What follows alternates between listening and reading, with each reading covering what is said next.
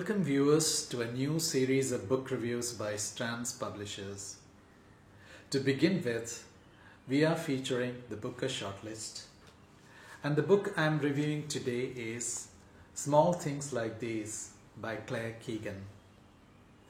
Claire Keegan is an award-winning short fiction writer with her works translated into several languages.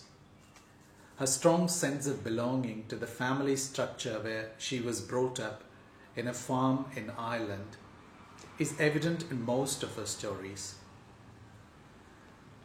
The interrelationships of family members and small communities is evident in this novel as well.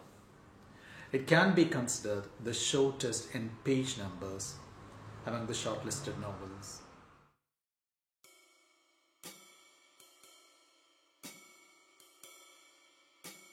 What sets the book apart from the other novels in the list is the compactness of the plot, both in its action and duration.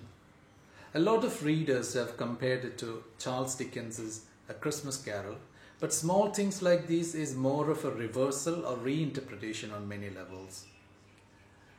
It's centered around Bill Furlong, a coal and timber merchant, who at first seems to be indebted to the church and his community for his very existence and social standing.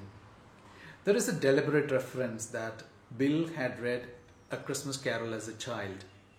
But while he's on his rounds in the Christmas season, meeting people from his locality and visiting a convent, he experiences a strong pull to his past.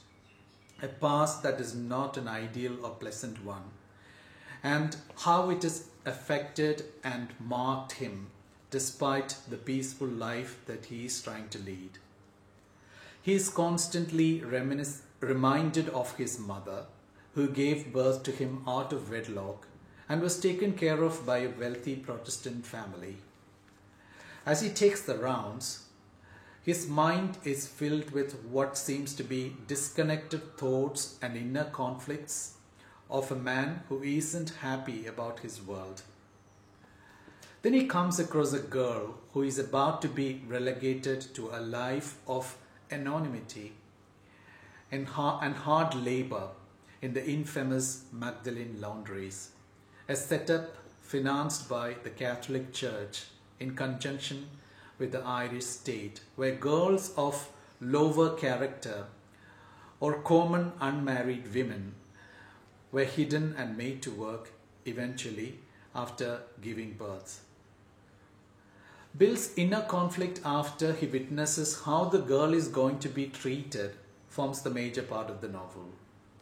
Even as he moves around in his social circle, church and family, the girl remains at the bottom of his mind.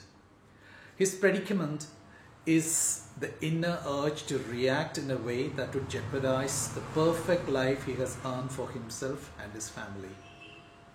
For me, the ending was a powerful one, though it was a predictable one as well, and Keegan makes it a point to not overstate his act. It is presented more as an act of saving himself and his dead mother from the disturbing silences in response to the atrocities of the church.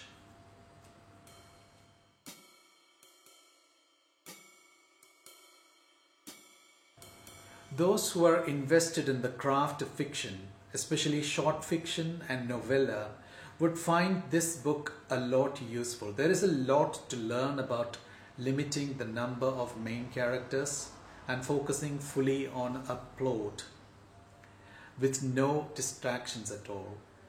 The inner life of Bill can be felt so deeply by any reader who engages fully with the narration. This book also reminded me of the 2013 movie Philomena, with a wronged female character who had a sad past in a similar circumstance, so well defined in a layered and passionate depiction by Dame Judi Dench. A real and more fulfilling confrontation is made possible in this movie thanks to the passage of time, the change in outlooks, and the strong presence of media. But small things like these is set in 1985, and Bill's act might have more consequences than what is mentioned explicitly in the novel. Have a great time reading this novel. It will take just a couple of hours to finish, and I can assure you that it will be a truly rewarding experience. If you like the Strands book reviews, do subscribe to this channel and wait for the next review in the Booker shortlist. Until then, happy reading.